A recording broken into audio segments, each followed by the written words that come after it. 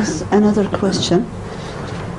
What is the reality of possession of someone's soul by another person? Is there any scientific explanation or criteria? As far as I understand the question, the questioner requires me to observe on the common belief of the people that some people can exert their mental or spiritual influence over others. Do I understand you rightly?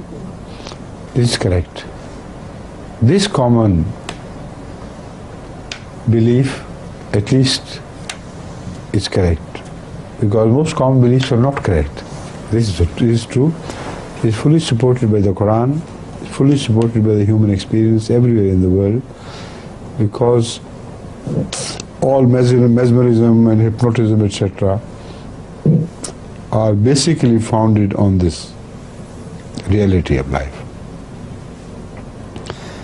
There are certain mental messages which do not require wording to be transmitted on the shoulders of sound waves.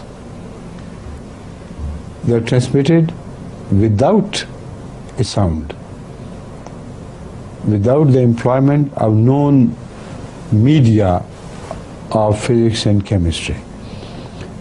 This is the truth which gradually the world is beginning to believe as a reality, though they do not have a scientific explanation for that.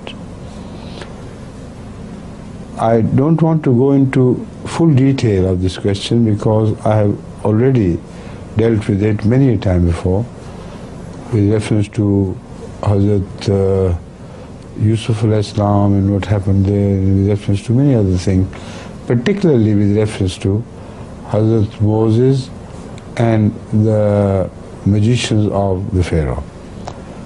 So they are all related things. But I want to say at least this much in answer to this question, that the questioner can himself experience the truth of this observation, that some stronger minds apply their force on the people around them in a manner that they are influenced.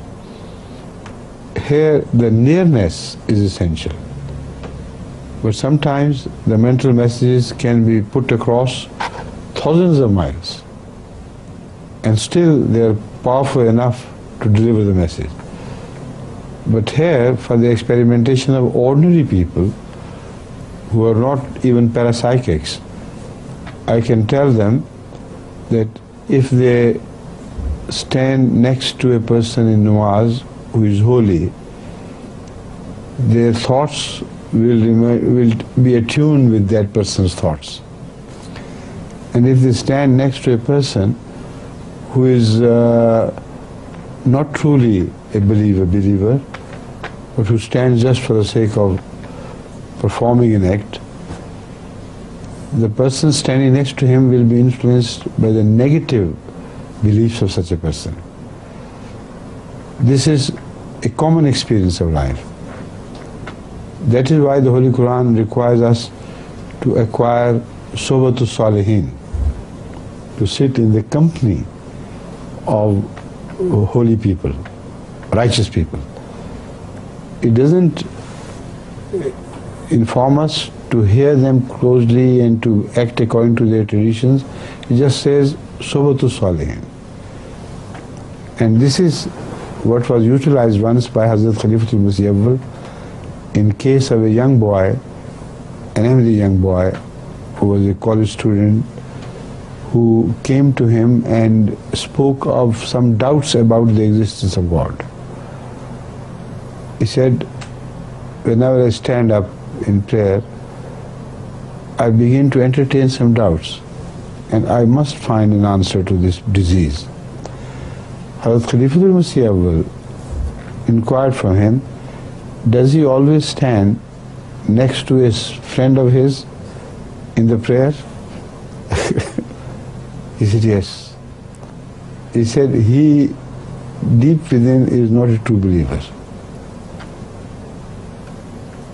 when he says prayer, his doubts and suspicions begin to surface, and his mind is occupied by those doubts, with the result that it is activated in a negative way, and that negative activation also influences the person standing next to him.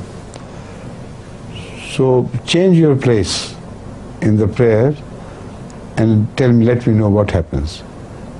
He changed his companion and went elsewhere, and then he reported laughingly that all the suspicions are gone.